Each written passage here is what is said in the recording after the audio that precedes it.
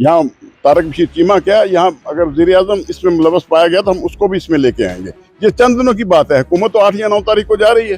मैं उस वक्त भी इकरारुल हसन का मैं वकील था, अब भी मैं उसके लिए वकालत करने के लिए तैयार हूँ। इकरारुल हसन को तक मेरा पैगाम पहुँचाएं, हम इंशाअल्लाह इस केस को कैफ़रे क़द्दात तक पहुँचाएंगे। हुकूमत बुरी तरह असरअंदाज हो रही है और इस केस को ज़ाया करने की हर मुमकिन कोशिश कर रही है। का जो हॉस्टल है उसमें हमें जाके हमने उसके दरवाजे खोल के अपनी अलॉटमेंट करवाई थी, और मुझे ये भी है कि उन हॉस्टलों में पहले जो स्टूडेंट थे वो हम थे।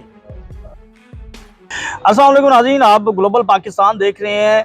बहावलपुर यूनिवर्सिटी के हवाले से आए रोज़ तहलका खेज़ इंकशाफात हो रहे हैं। गैर अखलाकी वीडियोज़ की भरमार हो चुकी है और लग ऐसे रहा है जैसे वो तालीमी इदारा नहीं, बल्कि मैं वो लफ्ज़ इस्तेमाल नहीं करूँगा कि वहाँ पर किस तरह जो है वो इंसानियत सोज सलूक किए जा रहे हैं और वहाँ पर जो बच्चियों के साथ मामलात हो रहे हैं वो नाकाबिले बयान है।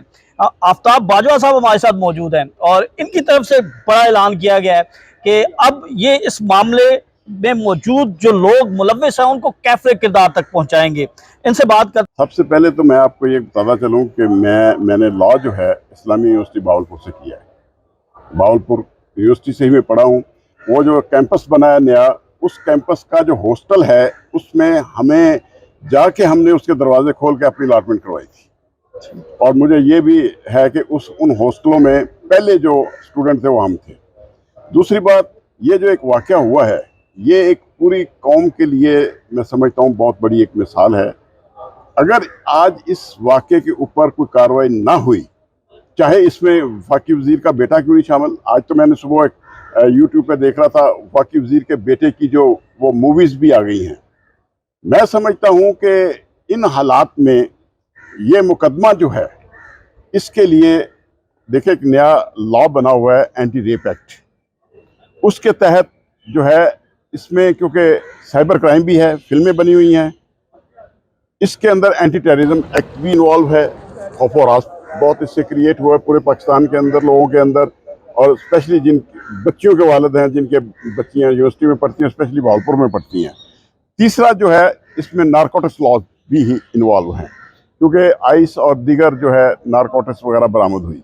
इससे बड़ा स्कैंडल मैं समझता हूँ इसमें बहुत ज़रूरी है कि सुप्रीम कोर्ट फ़ौरन इस पर नोटिस ले और इस पर एंटी रेप एक्ट के तहत वहाँ पे ये लॉ मौजूद है कि वो एक बहुत बड़ी स्पेशल टीम बना सकते हैं। तो मैं अपने आप को being as a criminal practising lawyer, मेरा क्योंकि एक्सपीरियंस है एंटी टेररिज्म का भी, एंटी रेप एक्ट का भी और साइबर क्राइम का भी, मैं वॉलंटियरली बगैर किसी फीस के मासूम बच्चियों की मदद करने के लिए तैयार हूँ, और इंशाल्लाह उनकी मदद करेंगे। और जो भी बड़े से बड़ा बहावलपुर में आदमी है, जो भी मुलव्वस है पाकिस्तान के जिस हिस्से में भी है, हम इंशाल्लाह उसको कैफ़रे क़द्दात तक पहुँचाएंगे। जिस तरह हमने ये आपने देखा होगा फैसलाबाद में एक शेख दानिश है, अरबोंपति आदमी है, जिसने एक मासूम यतीम बच्ची पे हाथ डाला, आज तक वो जेल में है, उसका केस भी मैं कर रहा हूँ। इसी तरह बहावलपुर की मासूम बच्चियों के लिए भी हम हाजिर हैं, उनका केस करेंगे और मुल्ज़मान को कैफ़रे क़द्दात तक पहुँचाएंगे। बाजवा साहब, बड़े ताकतवर लोग जो हैं वो इसमें शामिल हैं। यूनिवर्सिटी का वाइस चांसलर है, फिर आपने वफाकी वज़ीर की बात की, उसकी भी एंट्री है, हाई ऑफिशियल्स इसमें शामिल हैं। तो अब तक जो है वो हमें कुछ संजीदगी नज़र नहीं आई हुकूमत की तरफ से, जिस तरह हम दीगर वाक़यात में देखते हैं कि वो बड़ी हलचल मच जाती है। इस वाक़े के हवाले से क्यों नहीं हुकूमत जो है वो संजीदा हो रही है? और आप तो वहाँ के तालिब इल्म भी रहे हैं, तो क्या ज़िम्मेदारी बनती है बहैसियत कौम हमारी कि हमारे बच्चियां जो हैं वो उनके साथ इस तरह के अमल किए जा रहे हैं? और क्या कोई फैमिली जो है वो अपनी बच्चियों को तालीम हासिल करने के लिए यूनिवर्सिटीज़ या हॉस्टल में भेजेगी अब? देखिए, जहाँ तक मामला है हुकूमत का, इसमें कोई शक नहीं है, हुकूमत बुरी तरह असरअंदाज हो रही है और इस केस को ज़ाया करने की हर मुमकिन कोशिश कर रही है। मैं आपको एक बात बताता चलो, इंसान तो झूठ बोल सकता है, लेकिन वो जो मूवीज़ बनी हैं उनको आप कहाँ ले जाएंगे? वो बहुत बड़ा एक रिकॉर्ड है। उस रिकॉर्ड को ये ना तो ज़ाया कर सकते हैं, ना ही उस रिकॉर्ड के ऊपर कोई किसी किस्म की सियासत कर सकते हैं, क्योंकि यही फैसलाबाद केस में हुआ, जिसमें हम देखा, आपने भी देखा है कि वो आदमी खरबों-पति है लेकिन जेल के अंदर है। यहाँ भी अगर चाहे वाइस चांसलर हो, चाहे मैं कहता हूँ गवर्नर पंजाब जो है वो भी उसी इलाके के बहावलपुर के हैं, अगर उन पर भी कोई आता है तो हम उनके खिलाफ भी केस करने के लिए तैयार होंगे और उनके खिलाफ केस भी लड़ेंगे। यहाँ तारक बशीर चीमा क्या, यहाँ अगर वज़ीर-ए-आज़म इसमें मुलव्वस पाया गया तो हम उसको भी इसमें लेके आएंगे। ये चंद दिनों की बात है, हुकूमत तो 8 या 9 तारीख को जा रही है, ये केस तो चलना है और इस पर स्पेशल इन्वेस्टिगेशन टीम जो है एंटी रेप एक्ट के तहत बननी चाहिए थी, जो अभी तक नहीं बनी, वो इन्हें बनानी पड़ेगी। देखिए बाजवा साहब, इस पर जो भी बात कर रहा है कहीं ना कहीं उसे जो है वो धमकियां दी जा रही हैं। इकरारुल हसन ने बात की, बड़ी खुलकर बात की, तो उन्हें जो है वो धमकी आमेज़ कॉल्स मौसूल हुई, उन्होंने वो सारे एविडेंस जो हैं वो सामने रखे हैं, लेकिन उनकी तो कोई सुनवाई नहीं हो रही। यानी जो भी बात करता है उसको फिर कोई ना कोई जो है वो मैसेज या कोई ना कोई जो है वो उसे पैगाम दिया जाता है कि यहाँ पर ना आओ, यहाँ पर आओगे तो जल जाओगे। मैं इकरारुल साहब को एक पैगाम देना चाहता हूं कि उन्होंने एक बहुत बड़ा केस किया था, जो कराची से कुछ असला भेजा, लाहौर में रेलवे स्टेशन से पकड़ा और उन्होंने साबित किया कि ये स्मगलिंग किस तरह होती है। तो मैं उस वक्त भी इकरारुल हसन का मैं वकील था, अब भी मैं उसके लिए वकालत करने के लिए तैयार हूँ। इकरारुल हसन को तक मेरा पैगाम पहुँचाएँ, हम इंशाअल्लाह इस केस को कैफिर किरदार तक पहुँचाएँगे। अच्छा, आपकी क्या इन्फॉर्मेशन हैं, क्योंकि आप भी वहाँ पर जो है वो तालीम हासिल करते रहे, अंदर की खबर क्या है?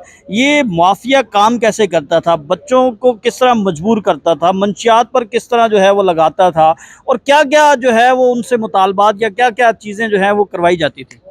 देखिए, ये जो मंशियात का जो काम है, इसमें जो दौलत जो है इन्वॉल्व है, और ये इस वक्त हम शुरू में सुना करते थे अफीम, फिर आगे चर्स, फिर आगे जनाब भंग पहले शुरू में होती थी, फिर अब आ गई हेरोइन, हेरोइन के बाद आइस और कोकीन आ गई, फिर अब आइस आ गई है। ये भी एक बहुत कीमती नशा है। तो इसको दौलत हासिल करने के लिए ये इन्होंने अपने हर तलीमी इदारे में इन लोगों ने, मंशियात फरोशों ने अपने नुमाइंदे छोड़े हुए हैं फ़रोख्त करने के लिए, नौजवान नस्ल को जो है गुमराह करने के लिए। मैं समझता हूँ इसके ज़िम्मेदारान जो हैं ये हायर एजुकेशन भी है, महकमा तालीम भी है, और दूसरे तमाम अदारे जो मंशियात पे काम कर रहे हैं, स्पेशली हमारी पुलिस है, एंटी नारकोटिक्स फोर्स है। ये क्यों नहीं इन तलीमी इदारों पे ऊपर चेक एंड बैलेंस रखते?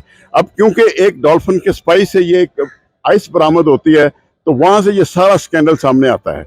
ये पिछले 10 साल से ये सारा कुछ हो रहा था, तो क्यों खामोश थे उस वक्त के वाइस चांसलर और वहाँ के अदारे के लोग, वहाँ की जो सिक्योरिटी, चलो सिक्योरिटी अफसर तो इन्वॉल्व तारिक था। बशीर चीमा कहते हैं कि वहाँ जो हॉस्टल हैं वो फहाशी के अड्डे हैं। जी, वो अब कह सकते हैं, जिस तरह ये 500 जो 5500 फिल्म जो मिली है, इसके बाद अब क्या कहेंगे उनको? यही कहेगा। अब वो इस बात को तो इग्नोर नहीं करता, क्योंकि उसने वहाँ सियासत करनी है। मैं नहीं समझता कि उसको अब कोई फ्यूचर रह गया है। या तो अपने बेटे को कैफरे किरदार पहुंचाने के लिए पुलिस के हवाले करे, उसको इन्वेस्टिगेट करे, अगर उसने अपने आप को पाक और साफ जाहिर करता है। मैं समझता हूँ वो खुद शामिल है इसमें, जिसकी वजह से अगर वो अपने बेटे की मदद करेगा, एंटी रेप एक्ट कर ये बात जरूर कहता है कि जो भी किसी की मदद करेगा वो भी उसमें उतना ही मुल्ज़म होगा। जी बिल्कुल, हमारे साथ बाजवा साहब मौजूद थे और इन्होंने वॉलंटरीली इन्होंने कहा है कि वो इन तमाम मुतासर फैमिलीज़ के साथ जो है वो इज़हार यकजहती करते हैं। ना सिर्फ इज़हार यकजहती बल्कि उनके मुकदमात भी वो फ्री ऑफ कॉस्ट लड़ेंगे और इस केस को मंतकी इंजाम तक पहुँचाएँगे। बाकी इन्होंने और भी